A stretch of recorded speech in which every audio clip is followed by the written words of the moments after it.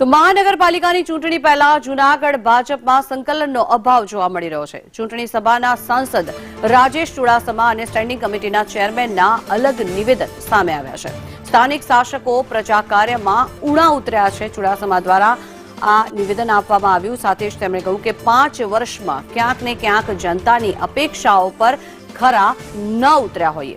Standing કમિટીના chairman Haresh પરસાણાનો લો બચાવ સામે આવ્યો છે, ત્યારે આપણે ક્યાંય નીચું દેખાડવાનું કામ નથી કર્યું તેવું નિવેદન પરસાણાએ આપ્યું છે। સાથે જ પરસાણાએ મીડિયા અને સોશિયલ મીડિયા પર દોષનો ટોપલો ઢોળ્યો।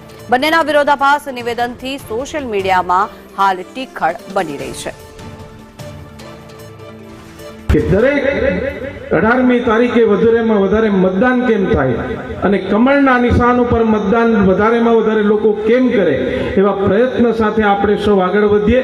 હું વિશ્વાસ અપાવીશ કે આવનારા સમયમાં ગયા 5 વર્ષમાં ક્યાંક ને ક્યાંક જૂનાગઢની જનતાની અપેક્ષામાં અમે ક્યાંક ને ક્યાંક કદાચ ખરા ન ઉતર્યા, પણ આજે આ વિજય વિશ્વાસ સંમેલનથી આ વિસ્તારના સાંસદ તરીકે હું એટલો વિશ્વાસ અપાવું કે ગયા વર્ષમાં જે ભૂલો થઈ હશે એ આવનારા સમયમાં નહીં થાય અને જૂનાગઢને ગ્રીન જૂનાગઢ, ક્લીન જૂનાગઢ બનાવી અને આવનારા સમયમાં આ ઐતિહાસિક સ્થળને દુનિયાના નકશા ઉપર એક ઐતિહાસિક સ્થળ તરીકે સ્થાપીએ એ સંકલ્પ સાથે આગળ વધીએ। ગયા વખતે 54 સીટ હતી, આ વખતે આપણે 58 સીટ જીતશું। એટલે કોઈ કાર્યકર્તાના મનમાં સંદેહ હોય